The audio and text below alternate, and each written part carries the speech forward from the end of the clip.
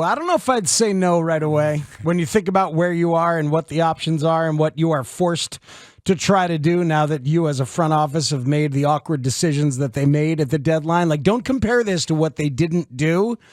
But look at that's going to be hard. I know, but look at it right now and what your options actually are. Once he's bought out, it's not like you're getting in bed for long term with Russell Westbrook. So right, with anything like this, it depends what the contract is, right? So if the Jazz and him agree to a buyout and then he clears waivers, he's a free agent. Correct. You can just sign him.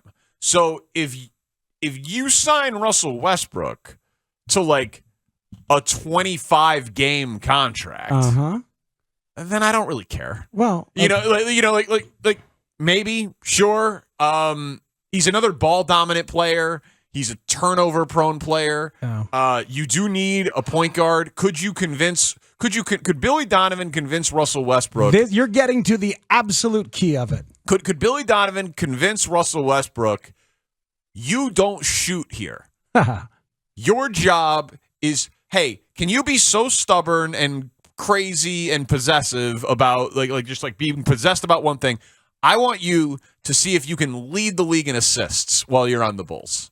Your job is to get the ball to Vooch in the right spot, get Pat involved in the offense, get DeMar the ball where he likes it, get Zach the ball in the catch and shoot. You don't shoot the ball unless it is a layup or a dunk. You do not shoot the ball. Well, see, it's a fascinating thing because obviously this player has the skills to do almost whatever he wants on a basketball floor. I mean, he can't shoot long distance, but boy, he still thinks he can. I think he's been shooting, 4 threes a game, and he's a 29% three-point shooter, something like that. Yeah. Absolutely brutal. But remember, this dude averaged a triple-double in 4 different seasons. 4 seasons of averaging a triple-double. He can pass. He can rebound. He's powerful. He can defend. He has often been a willing good defender. It's just that, as you say, he has been so stubborn that he keeps taking threes when he's not a good shooter anymore. He keeps taking jumpers when he's not really a good shooter. He keeps trying to make highlight reel passes when he's not really a highlight reel pass guy. But there's so many skills there. If it is a special relationship, hell, Mo Cheeks, it was one of the greatest, smoothest point guards I ever saw. But why,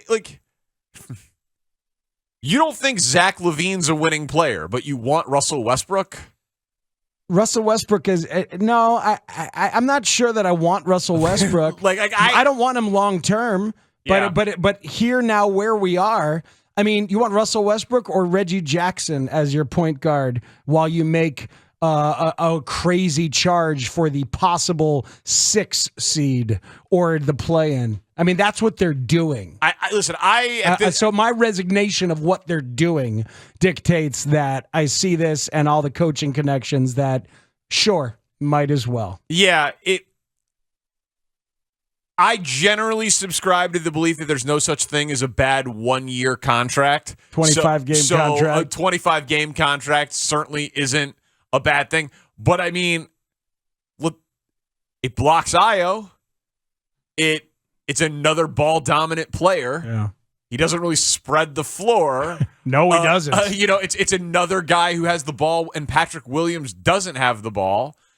So I see it makes it messier and uglier. Yeah, there's like a 10%, 20% chance somewhere in there where Russ just gets pissed. Because Russ at his peak at times has been one of my favorite players to watch in the NBA because he reminded me of Derrick Rose. Oh, well, because he, you know what I mean? He was a bulldog. He was insane. Oh, he was completely crazy. Absolutely. If we're talking about that, we're talking about that era where Russ was.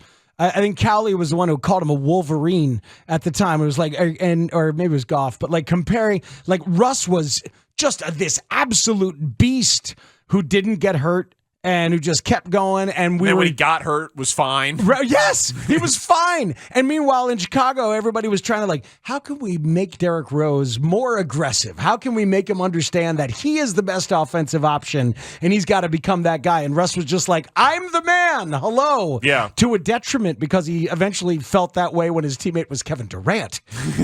Right. You're not the man when your teammate is Kevin Durant. And so that's the thing. He doesn't have that. I know. He's crazy. He's crazy. And so the idea of getting people, and not like in a Kyrie crazy, but like in a basketball crazy. Like he really just, he might, remember when Kobe in that series against Phoenix he got all pissed and he just decided to fire chest passes at 100 miles an hour and he just refused to shoot. Like Russ, legitimately, on a bet with one of his buddies might be like, I'm going to go try to have 25 rebounds tonight. Because he could do it. Didn't he have a 20-20 game after Nipsey Hussle got killed? I think he did.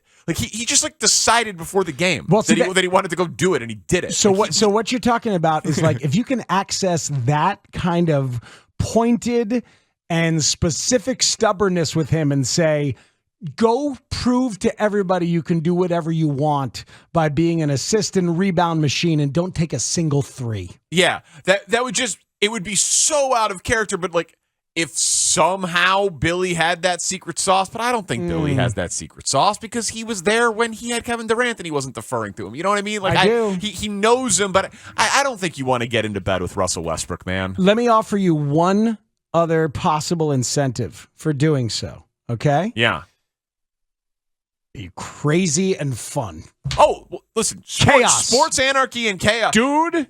You want to add a little more chaos, a little more weirdness, make these last 26, 27 games like appointment TV and what the hell's going to go on here in our gap before baseball begins? Come on. Sure. That would be entertaining as hell. Sure. If you on the front end, I stopped caring about wins and losses and I'm just here for the entertainment and the chaos. Yes. Yeah, I can be talked about. Well, then here's my point. Because of their inactivity and their seeming delusions here at the deadline, I think you do need to stop thinking about wins and losses. Hell, they have. Probably. They have. They're like, we win one of these games, we could be 500. They'll probably sign him to a 2-year, $32 million deal or something. They'll probably sign him for multiple years. We decided we wanted to build around 30-plus-year-old problematic players. We needed another guy in his mid-30s. We need another guy in his mid-30s, and we'll see what can happen these 27 games. And you need work on that. That's not bad. It's not a bad starter. Come on, Shane. Just off the cuff as a starter. It's not bad. Don't steal it from me. Let me work on it. I'll work on it, okay? Well, listen. Listen, we have evidence here. Shane likes to steal. Splash of Dr. Charles Nichols from The Fugitive. A little splash of that, and it's too fast and it's too upbeat. It needs to be. Yeah, we decided that Vooch, he's available. He plays. All right, I'll work on it. Hey man, no accents. Didn't we go over this already? It's not racist to do a Lithuanian accent when you're portraying a Lithuanian man.